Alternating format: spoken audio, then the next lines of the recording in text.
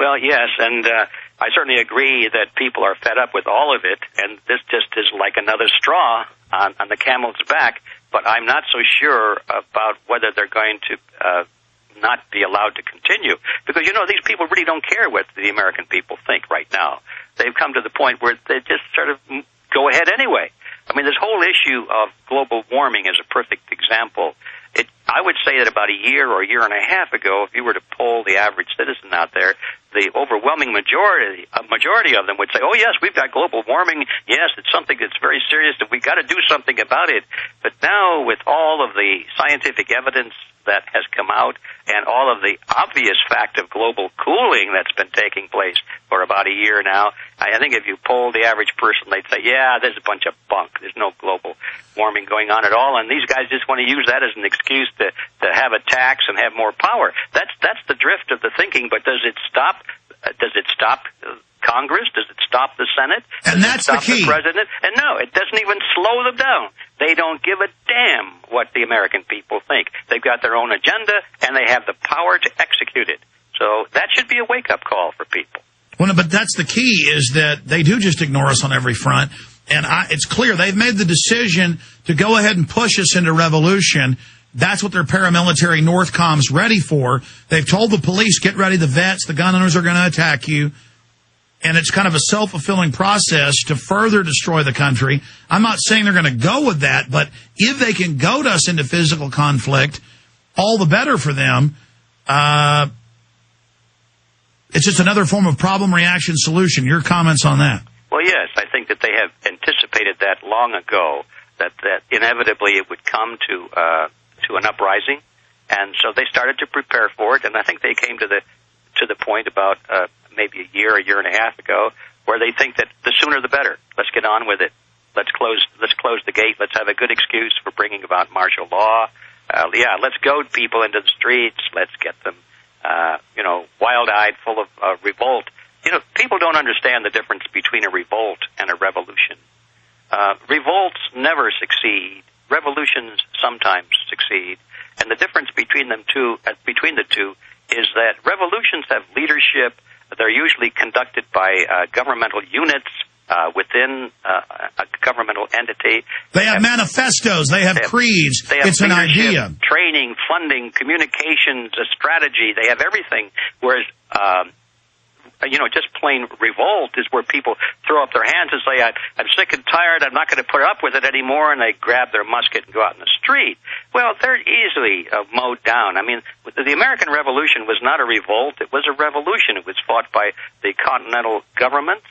The colonies had their militia, they had their training, their leaders, their ammunition, they had strategy, funding, they had all of that. And they had a code, and they had a manifesto. Yes, but they had leadership. Their leaders in the colonial representative governments declared on their behalf, and so forth. Now, you can argue with some of that, but the point is that it was organized. Today, and that also lended legitimacy. Yes. Today, these revolts that people are urging on the American people are just suicidal. It just makes me sick to see it.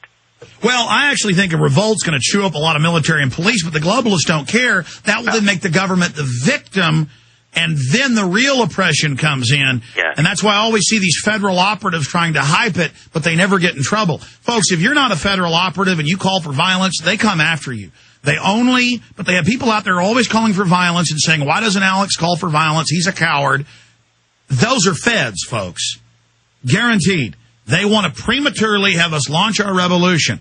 We need to let the enemy's abuses continue to pile up while we continue to peacefully wake up the people until the government itself, many people in it, don't want to go along with it. And we're already starting to see that, G. Edward. I'm glad to hear that. I was not aware of that, but it's good news. Oh, yeah. Let's go ahead and take a call. Ronnie in Texas, you're on the air with G. Edward Griffin, author of Creature from Jekyll Island. Go ahead. Thank you, gentlemen. About A Creature from Jekyll Island, I've just given copies to the new mayor, Leffingwell. He's sharing it with Mike Martinez, and my sisters, other friends at the farmer's market and stuff. Here, copies of your book. Yeah. It's so phenomenal. Well, thank you. Thank you. I've yet to thank. Oh, I'm trying to thank you. I'm so honored to hear your voice, and you can hear me. I've yet to get feedback, but I have in effect been banned from the city council. I'm sure you have experience with that, Mr. Jones. But OBGYN Dr. Ron Paul Revolution of Love for Liberty in Our Sacred Constitution, through the campaignforliberty.com, just keeps on keeping on. I had to throw that in there. But about what you were saying earlier, elitism is at the core of all of this. Bigotry and elitism. And so eugenics is fundamentally evil, and it's one of our main problems in defeating eugenics is the fact that there is some truth in what they say about human overpopulation. I mean, the population of humans on Earth has more than doubled in my lifetime. And thus it is a real challenge for survival in the future. But I also agree with you, Mr. Jones, and Mr. Watson, your previous guest, that the killing people is not the answer. Obviously, there are no guarantees. Well, here's the deal. Even if you think we're overpopulated, which actually is disinfo at many levels, some of the technologies are dirty and bad and have problems and need to be perfected or improved on. The issue is all this eugenics isn't about population. It's about control. It's about restricting. It's about feudalism. It's about serfdom. It's about a top-down, vertically integrated global government. And it's about controlling human destiny and dumbing the mass down. I appreciate your call. The eugenicists are actually trying to dumb people down to make them more manageable. G. Edward Griffin? Well, yeah, no question about it. And I think this issue of overpopulation needs to be focused on. The evidence is very strong that in advanced societies, the population now is decreasing.